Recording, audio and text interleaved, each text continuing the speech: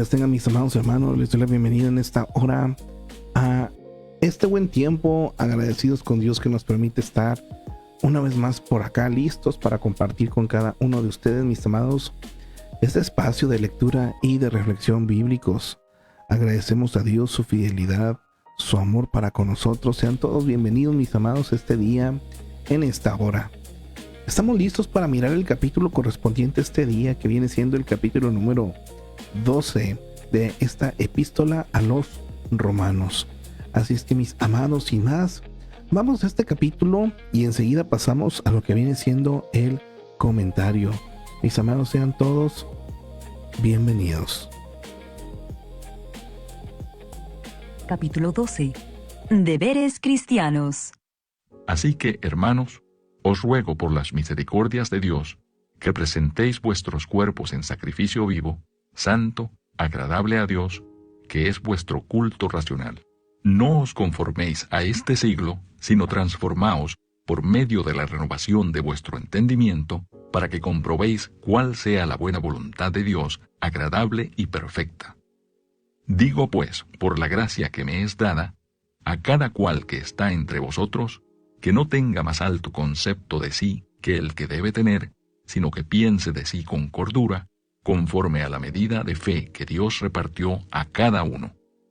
Porque de la manera que en un cuerpo tenemos muchos miembros, pero no todos los miembros tienen la misma función, así nosotros, siendo muchos, somos un cuerpo en Cristo y todos miembros los unos de los otros. De manera que teniendo diferentes dones, según la gracia que nos es dada, si el de profecía, úsese conforme a la medida de la fe, o si de servicio, en servir, o el que enseña, en la enseñanza, el que exhorta, en la exhortación, el que reparte, con liberalidad, el que preside, con solicitud, el que hace misericordia, con alegría. El amor sea sin fingimiento, aborreced lo malo, seguid lo bueno. Amaos los unos a los otros con amor fraternal. En cuanto a honra, prefiriéndoos los unos a los otros.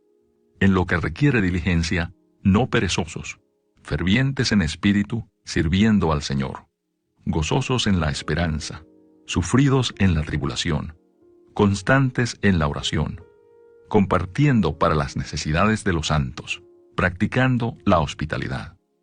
Bendecid a los que os persiguen, bendecid y no maldigáis. Gozaos con los que se gozan, llorad con los que lloran. Unánimes entre vosotros, no altivos, sino asociándoos con los humildes. No seáis sabios en vuestra propia opinión. No paguéis a nadie mal por mal. Procurad lo bueno delante de todos los hombres. Si es posible, en cuanto dependa de vosotros, estad en paz con todos los hombres. No os venguéis vosotros mismos, amados míos, sino dejad lugar a la ira de Dios. Porque escrito está: mía es la venganza, yo pagaré, dice el Señor. Así que si tu enemigo tuviere hambre, dale de comer. Si tuviere sed, dale de beber. Pues haciendo esto, ascuas de fuego amontonarás sobre su cabeza. No seas vencido de lo malo, sino vence con el bien el mal.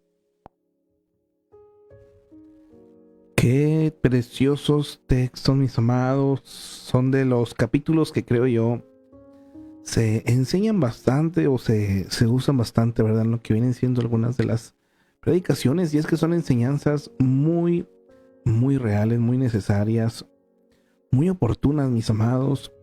Vamos en esta hora a lo que viene siendo el comentario de este capítulo, mis amados. Y de estos 21 versículos que contiene el capítulo, podemos aprender, mis amados, lo siguiente. En el versículo 1 nos dice: cuando se sacrificaba un animal de acuerdo a la ley de Dios, el sacerdote daba muerte al animal, lo cortaba en pedazos y lo ponía sobre el altar. El sacrificio era importante, pero aún en el Antiguo Testamento Dios aclara que la obediencia de corazón es mucho más importante que cualquier sacrificio. Primer libro de Samuel 15:22. En el Salmos 48 y en Amós 5:21 al 24 nos menciona esto claramente, que al Señor le importa más la obediencia que los sacrificios, ya que Dios desea que nos ofrezcamos a nosotros mismos en sacrificio vivo, mis amados. Ya no se ofrecen animales, ya no hay ese tipo de sacrificio donde se mata, ¿verdad?, a un animal inocente para que lleve ahí los pecados, como un tipo de ejemplo, ¿verdad?, de lo que hizo nuestro Señor Jesucristo. Hoy en día ya no es necesario. Cada día debemos echar a un lado nuestros deseos y seguirle, poniendo todas nuestras energías y recursos a su disposición y confiando en su dirección. Esto es un sacrificio vivo, mis amados. Lo hacemos en gratitud porque nuestros pecados han sido perdonados. ¿Queda claro esto? Espero que sí. Versículos 1 y 2. Dios tiene planes buenos, agradables y perfectos para sus hijos.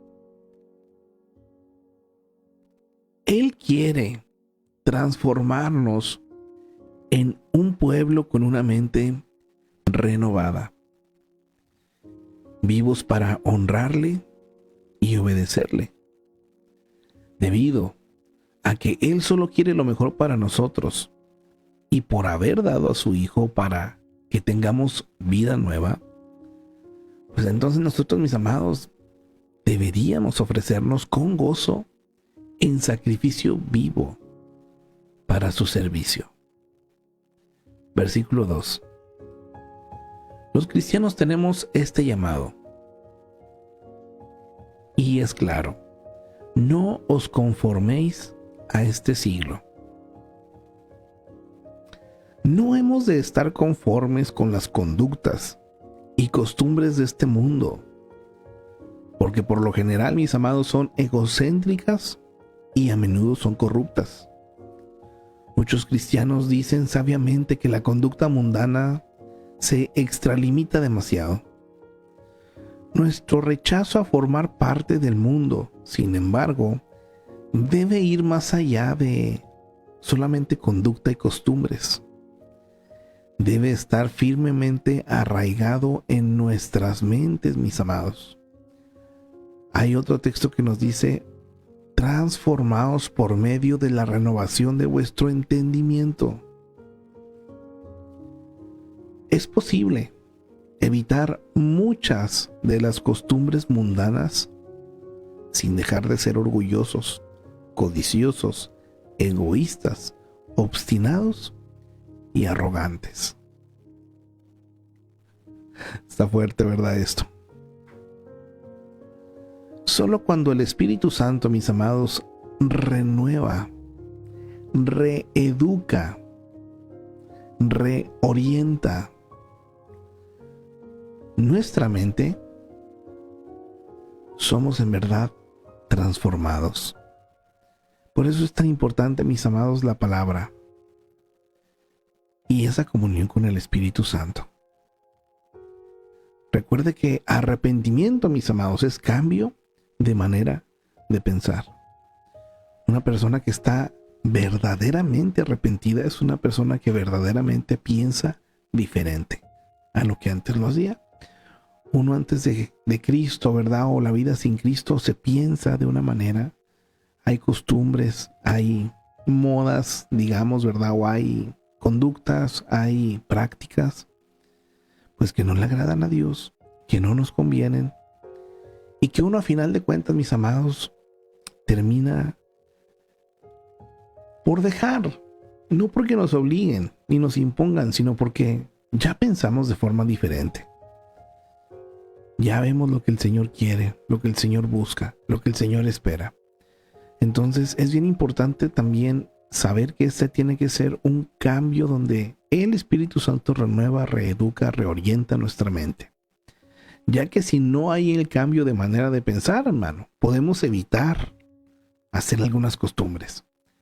Mas, sin embargo, seguir siendo orgullosos, codiciosos, egoístas, obstinados y arrogantes.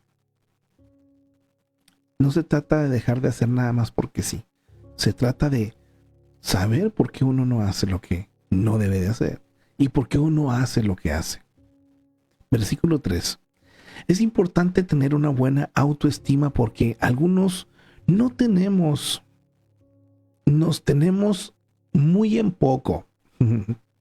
Por otro lado, algunos nos sobreestimamos. Somos de extremos, ¿verdad, mis amados? O nadie nos quiere o todos nos deben de querer.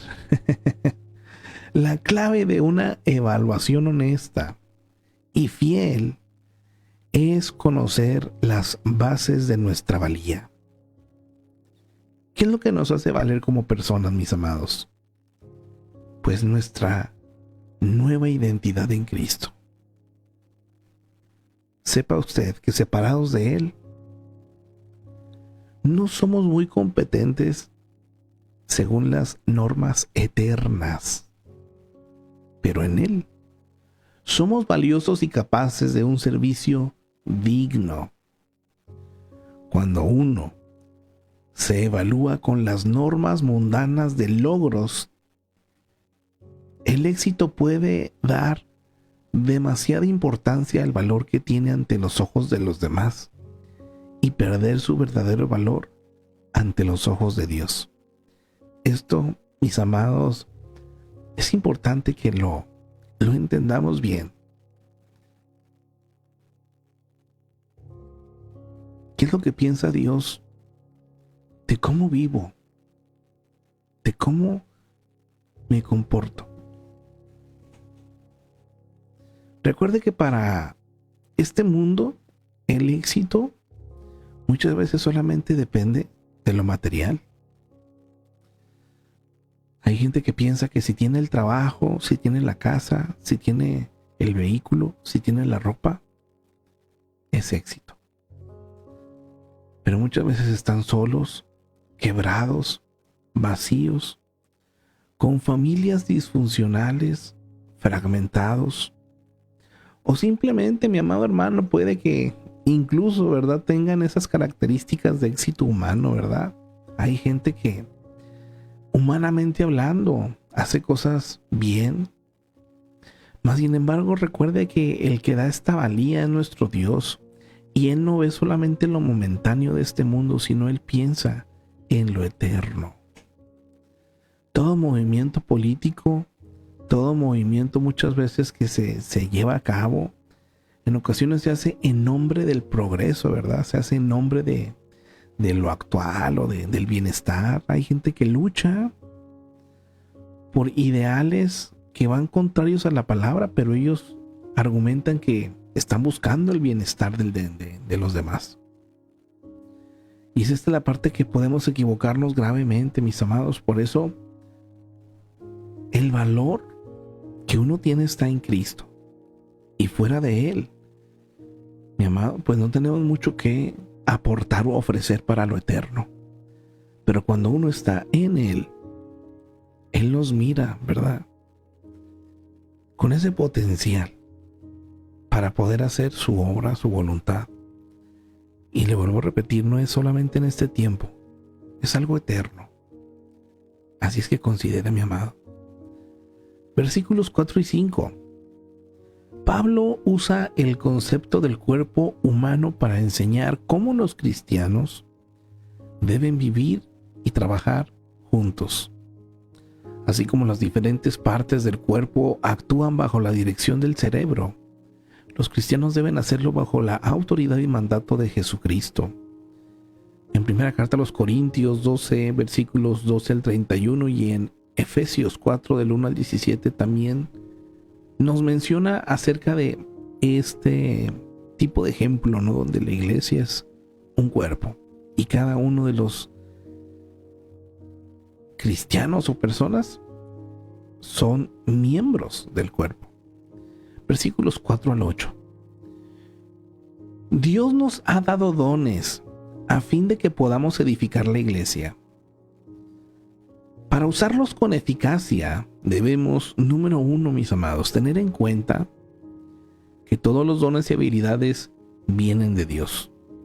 Número 2, comprender que no todos tienen el mismo don. Número 3, saber quiénes somos y qué hacemos mejor. Número 4, dedicar nuestros dones al servicio de Dios y no a nuestro éxito personal. Y 5, estar dispuestos a ponerlos al servicio de Dios con generosidad y sin exclusión. Qué precioso esto, mis amados. Ojalá tenga bien en cuenta estos puntos a la hora de poner los dones, los talentos en manos del Señor, porque luego nos andamos equivocando feo, ¿verdad, mis amados? Luego pensamos que nosotros somos los buenos, que es por nosotros que podemos hacer las cosas. O muchas veces también nos enojamos con otros porque no hacen las cosas como uno las hace. Porque no todos, mis amados, somos iguales. Recuerde esto. Hay dones muy especiales. Hay gente que tiene una gracia, ¿verdad?, para hablar. Hay gente que tiene un talento tremendo para administrar. Hay gente que es muy buena para tantos dones que hay, mis amados. De hecho, nos lo deja claro en los versículos más adelante. Los dones de Dios difieren en naturaleza, poder y eficacia de acuerdo con su sabiduría y gracia, no de acuerdo con nuestra fe. Mire, la medida de fe o la porción de fe significa que Dios le dará el poder espiritual adecuado y necesario para llevar a cabo responsabilidad. No podemos por voluntad o esfuerzo propio de producir más fe, mis amados, y llegar a ser maestros o siervos más competentes. Dios es quien da los dones a su iglesia y también otorga fe y poder de acuerdo con su voluntad. Nuestra función es ser fieles y buscar la manera de servir a otros con lo que Cristo nos ha dado. Qué precioso, mis amados, esto. Versículo 6. El don de la profecía en las Escrituras no significa siempre predecir el futuro. A menudo denota predicar el mensaje de Dios. Primera a los Corintios, capítulo 14, versículos 1 al 3. La parte dentro de la profecía, mis amados, que es todo un tema, pero hay una parte que tiene que ver justo con esta revelación que Dios da, ¿verdad?, a una persona sobre algún tema, sobre algún asunto, sobre alguna persona al futuro. Pero profecía tal cual, mis amados, es hablar palabra de Dios. De hecho, lo que estoy haciendo en este momento, si lo vemos a la luz del comentario y de lo que significa profecía, es profetizar. Lo que estoy haciendo con ustedes es compartir palabra de Dios. Lo que una persona cada domingo en la iglesia, los pastores, predicadores, hacen es eso, profetizar. Hablan palabra de Dios. Ahora, ahí le vuelvo a repetir esa parte. Porque yo creo que todos, al menos a mí sí me pasó durante mucho tiempo, que para mí el concepto de profecía era solamente lo que tenía que ver con el futuro. Y no, eso es solamente una parte de lo que es profecía, mis amados. Se divide también en otras cosas, discernimiento por allí, y donde Dios revela también cosas preciosas en cuanto a la misma palabra. Pero bueno, vamos a continuar versículos 6 al 8. Mire esta lista de dones e imagine los tipos de personas que podrían poseerlos. Los profetas poseen, por lo general, denuedo y oratoria. Es una capacidad para poder expresar, mi amado. O sea, si una persona es muy tímida, de esos de los que incluso decir buenas tardes les da pena, pues yo creo que difícilmente pudieran tener este don. Los que sirven, o sea, los que ministran, mis amados. Una característica de estas personas es que son fieles y leales. Los que enseñan son pensadores claros. Los que exhortan saben cómo motivar a otros. Los que reparten con generosidad son generosos y confiables. Los que presiden son buenos organizadores y directores. Los que tienen misericordia son amorosos y se sienten muy felices cuando dan su tiempo a otros. Sería muy difícil que una sola persona acaparara todos estos dones, mis amados. Un profeta positivo quizás no sea necesariamente un buen consejero. Por favor, atiéndame y escúcheme esto, porque se va a evitar, mi amado hermano, tal vez muchos problemas, o va a aprender a identificar sabiamente si usted pone atención en esto. Un profeta que sea bueno no necesariamente es un buen consejero. Y uno que reparte a lo mejor falla como administrador. Cuando usted identifica sus dones,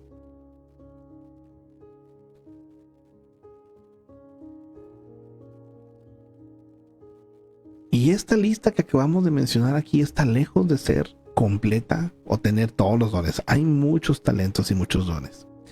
Pero si usted identifica en usted algunos, pregúntese, ¿cómo puedo utilizarlos para edificar a la familia de Dios? Y al mismo tiempo, mi amado, acepte que sus dones no los puede llevar a cabo toda la iglesia. Usted es necesario, y usted que hace eso es usted. Así es que seamos agradecidos con quienes tengan dones diferentes a los de cada uno de nosotros. Procure que sus puntos fuertes equilibren las debilidades que otros tengan. Y agradezca que las habilidades de ellos le ayudarán a usted a superar sus deficiencias. Y juntos, mis amados, podemos edificar la iglesia de Cristo. De esto se trata. Qué precioso cuando uno puede ir al fundamento, ¿verdad, mis amados? Versículo 9. La mayoría hemos aprendido a fingir que amamos a los demás. Híjole, qué tremendo esto, ¿eh? Muchos sabemos cómo hablar con bondad, evitando herir sentimientos y aparentando interés en los demás. Podemos aún fingir que nos llenamos de compasión cuando oímos de la necesidad de otros, o de indignación cuando nos enteramos de alguna injusticia. Pero Dios nos llama a sentir el verdadero amor que va más allá de las emociones y conductas superficiales. ¿Por qué, mis amados? Porque el amor sincero requiere concentración y esfuerzo. Incluye hacer algo para que otros sean mejores. Realmente el amor sincero, mis amados, el servicio genuino demanda tiempo, dinero y participación personal. Ninguna persona tiene los recursos necesarios para amar a toda una comunidad. Pero una iglesia, el cuerpo de Cristo en su ciudad, lo puede hacer. Piensa en personas que necesitan su amor y acción, y considere los medios que usted y los demás miembros pueden usar para unirse y mostrar amor por su comunidad en el nombre de Cristo. Ay, mi amado hermano, qué precioso es cuando uno, le vuelvo a repetir, entiende el fundamento de por qué el Señor nos pide lo que nos pide. En este caso, porque Pablo le habla de esta manera a los miembros de la iglesia en Roma y les indica, mis amados, el cómo. Podemos honrar a los demás de dos maneras. Una encierra motivos ocultos. Por ejemplo, honramos a nuestros jefes a fin de que nos recompensen, a nuestros empleados para que trabajen más, a los ricos para que contribuyan a nuestra causa, a los poderosos para que utilicen su poder a nuestro favor y no en nuestra contra. Y la otra forma, mis amados, es la manera de Dios, que encierra amor. Como cristianos, honramos a las personas porque fueron creadas a la imagen de Dios, porque son nuestros hermanos en Cristo, porque estamos agradecidos por la forma en que contribuyen a la edificación del cuerpo de Cristo. Se nos pregunta, ¿le parece demasiado difícil para su naturaleza competitiva la manera en que Dios honra a los demás? ¿Por qué no intentar más bien superarnos mutuamente en cuanto a honrar a los demás? Se nos invita, mis amados, a poner a otros en primer lugar. Versículo 13. Ofrecer hospitalidad cristiana no es lo mismo que recibir visitas. Cuando uno recibe visitas, el foco de atención es la familia anfitriona. El hogar debe estar impecable, los alimentos deben estar bien preparados y abundantes, los de la casa deben parecer descansados y de buen humor. La hospitalidad, mis amados, en cambio, se concentra en los visitantes. La hospitalidad tiene que ver con ver las necesidades de otro. Tienen la prioridad. ¿Por qué? Porque hay que darles un lugar donde estar, alimentos nutritivos, oído atento y aceptación. La hospitalidad puede brindarse en un hogar desordenado. Puede brindarse alrededor de una mesa en la que el plato principal sea solamente una sopita. Es más, hasta puede ser que el anfitrión y los visitantes estén realizando tareas en conjunto. Así es que, mi amado hermano, no tema ofrecer hospitalidad porque ésta sea algo demasiado cansado, ocupado,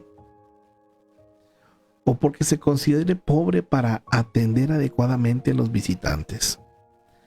Híjole, qué precioso es esto, mis amados, y yo creo que sí es necesario que lo tengamos, porque muchas veces hasta culturalmente hablando, ¿verdad? Y es verdad, o sea, cuando uno, ¿verdad? sabe que va a recibir personas, pues sí hace uno lo posible, ¿verdad? Por tener la casa recogida, el alimento, pero es una realidad esto, ¿verdad? Una cosa es el anfitrión y otra cosa es la persona que visita.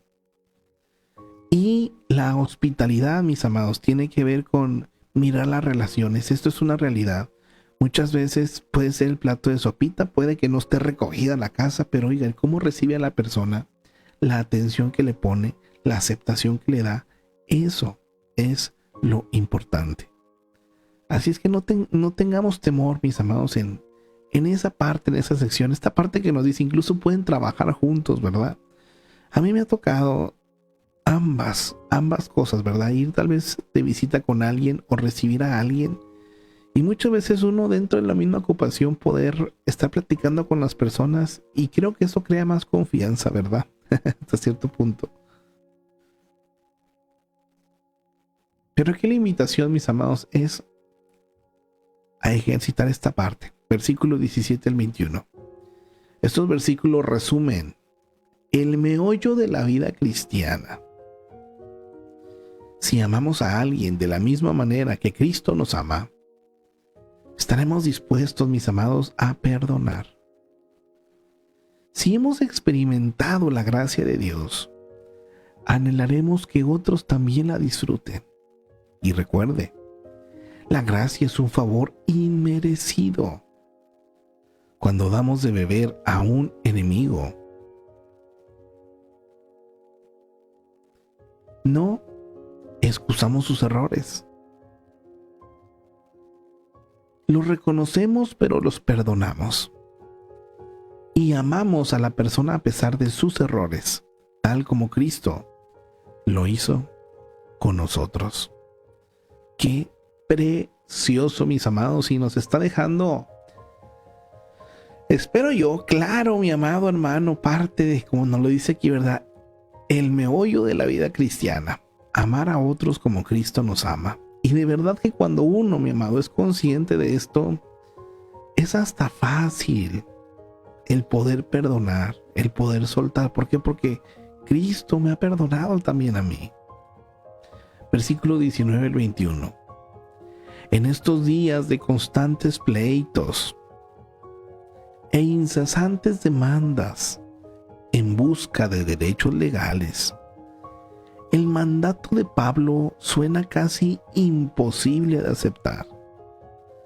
Cuando alguna persona nos hiere profundamente, mis amados, en lugar de reaccionar como merece, Pablo dice que hay que ser amistosos. ¿Por qué nos dice Pablo que debemos perdonar a nuestros enemigos? Número uno, mis amados, porque el perdón puede romper un ciclo de represalias y guiar a una mutua reconciliación. Número dos, puede lograr que el enemigo se avergüence y cambie de conducta. Y número tres, por contraste, devolver mal por mal nos hiere tanto a nosotros como a nuestro enemigo. Aunque su enemigo nunca se arrepienta, mi amado hermano, al perdonarlo, usted se sentirá libre del gran peso de la amargura. Esto es todo un tema, mis amados. Si pudiéramos ahondar en ejemplos, en situaciones, en vivencias que creo yo en algún momento, en algún punto, todos hemos vivido, todos hemos pasado. Mas sin embargo, la palabra es clara para absolutamente todos. En cualquier situación, hay que perdonar.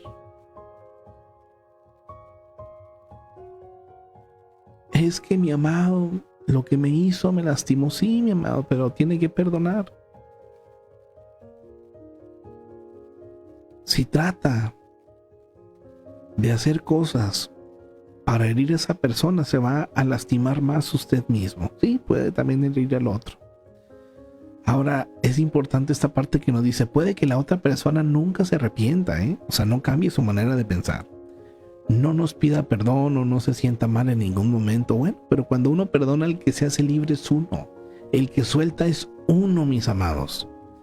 Por eso, mi amado, tiene que perdonar. Mi amada hermana, hermanos, tenemos que perdonar. Versículos 19 al 21. Mire, el perdón incluye tanto actitudes como acción. Sí, ¿verdad? Porque hay gente que dice perdono, pero su actitud, mi amado hermano, por ahí dicen, ¿verdad? Son unos friegaqueritos, pasivo-agresivos algunos, ¿verdad? Que andan como si nada pasara, pero luego nada más esperan el momento para darle estocada o para lanzar la frase, para hacer la acción. No, mi amado. El perdón incluye actitudes como acción. Si considera difícil que la persona que lo hirió le pida perdón, mi amado hermano, procure responder con acciones bondadosas. Si es apropiado, dígale que le agradaría mejorar sus relaciones. Bríndele ayuda. Envíale un regalo. Sonríale. Muchas veces descubrirá que las buenas acciones conducen a sentimientos sinceros. Mis amados, esta es una invitación que se nos hace. Hay situaciones que nos van llevando, ¿verdad? El principio es el mismo, mi amado hermano. Y la manera de reaccionar aquí es la misma, tanto con una persona muy cercana a nosotros, como con alguien que tal vez no lo sea, ¿verdad? En ocasiones, por no ser la persona familia, pues sentimos un poco de más libertad ¿para qué pido perdón o para qué?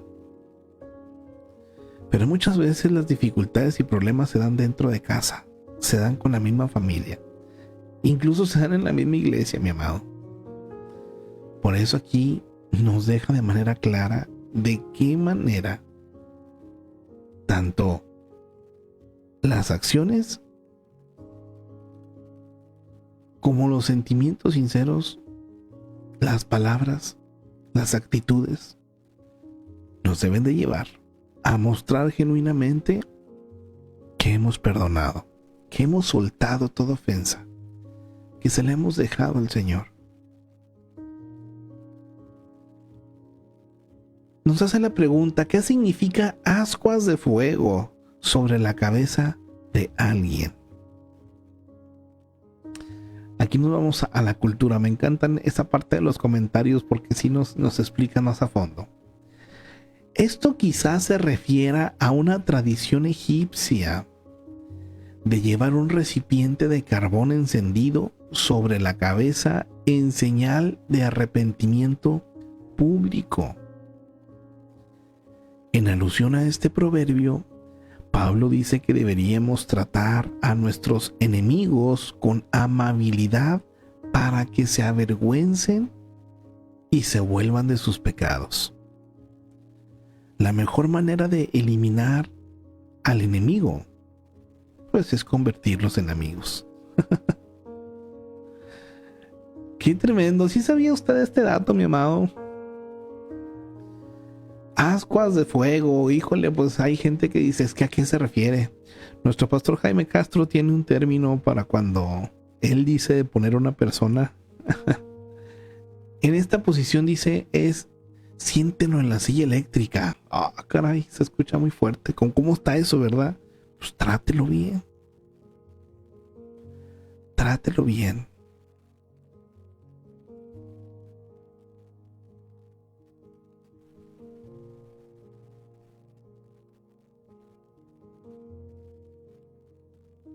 Que el Señor nos ayude, mis amados. Es un tema que pudiéramos ahondar muchísimo. Y pudiéramos incluso, ¿verdad? Si cada uno de nosotros viera alguna experiencia personal, yo creo que no terminaríamos. Mas, sin embargo, la solución de parte del Señor, lo que nos pide, sigue siendo lo mismo. Así es que, sin más, mis amados, que el Señor nos ayude. Vamos a escuchar el día de hoy la canción de Romanos 12, un sacrificio vivo. Enseguida, después de la canción, vamos a nuestra conclusión del capítulo, mis amados. Disfrute esto.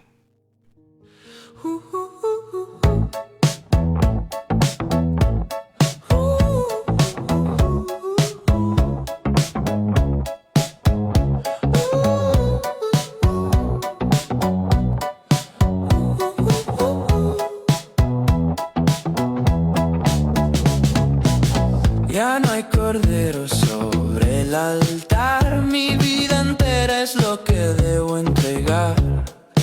Adorar no es solo cantar, es vivir para Cristo en cada lugar.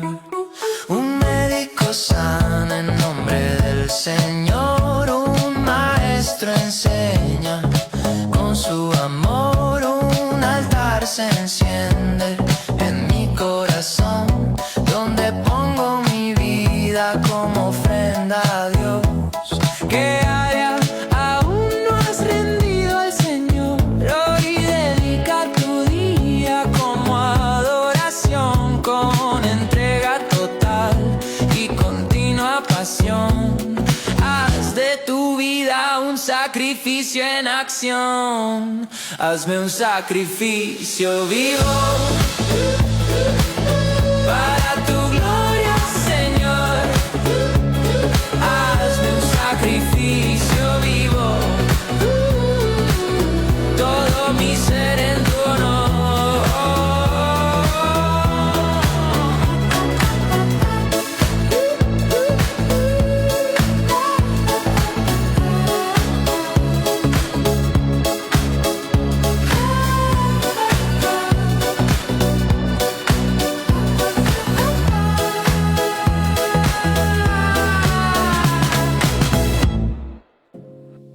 un sacrificio vivo a cada uno de nosotros, ¿verdad, amados?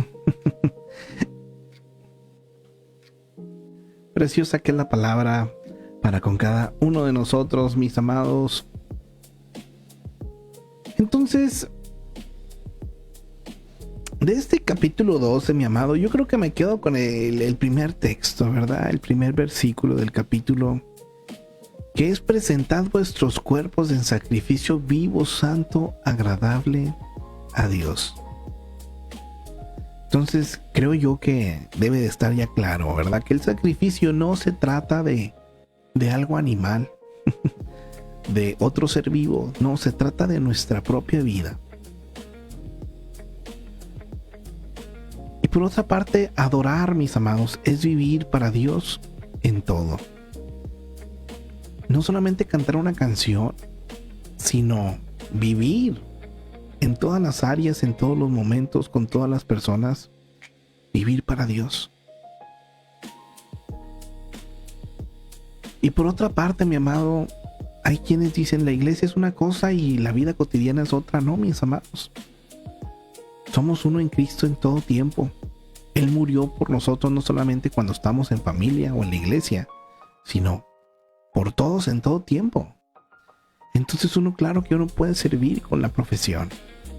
Hay médicos que son cristianos y luego son médicos y ejercen, ¿verdad?, esa vocación que tienen también honrando al Señor. Hay policías que primero son cristianos y luego son policías y muestran también su manera de vivir. Hay absolutamente de todo, mi amado hermano. Entonces, una persona que se hace un sacrificio vivo es alguien que dedica toda acción que lleva a cabo al Señor. Esto es un altar en el cual ponemos nuestra vida entera. Respuestas específicas, mi amado hermano. ¿Qué área de su vida no ha entregado a Dios? Yo le invito a que considere. ¿Y por qué no dedicar, mis amados, cada día? No se vaya, en un mes voy a hacer esto. No, hoy. Hoy, ¿de qué manera, Señor, puedo honrarte con mi vida? Yo creo que la actitud que tenemos que tener es una entrega total y continua. Digámosle en esta hora: Señor, haznos sacrificios vivos para tu gloria. Lo pedimos en el nombre precioso de nuestro Señor Jesucristo. Amén y amén. Gloria al Señor para siempre, mis amados. Pues bien, quisiera saludar en esta hora a nuestra hermana Margarita. Bendiciones para todos. Excelente día, nos escribe. Amén, amén. Bendiciones para nuestra hermanita Gladys. Bendiciones, mis hermanos. Amén. Nuestro pastor por acá nos escribe: bendiciones, pueblo del Señor. Amén, amén. Bendiciones, dice nuestra hermana Raquelito. Bendecido día, mis amados hermanitos. Igualmente, a cada uno de ustedes, mis amados, les bendigo. Agradezco a Dios que nos permite compartir este espacio, este buen tiempo en esta hora. A cada uno de ustedes les bendigo en el amor del Señor, mis amados, y primeramente Dios, el día de mañana, si Dios nos permite, por acá nos vemos para mirar el capítulo 14. Yo creo que a lo mejor el día viernes vamos a estar mirando 2 capítulos, mis amados, para concluir lo que viene siendo pues esta epístola a los romanos ya esta semana. O a ver de qué manera nos acomodamos. Tal vez el sábado hagamos una transmisión, no sé. Son 16 capítulos que tiene esta carta, esta epístola. Así es que, mis amados, ya estamos en la 12 hoy. 13, 14, 15, 16, ¿verdad? Los días que nos restan. Si Dios nos permite, claro está. Mi amado hermano, le bendigo. Ánimo, excelente día para todos. Bendiciones.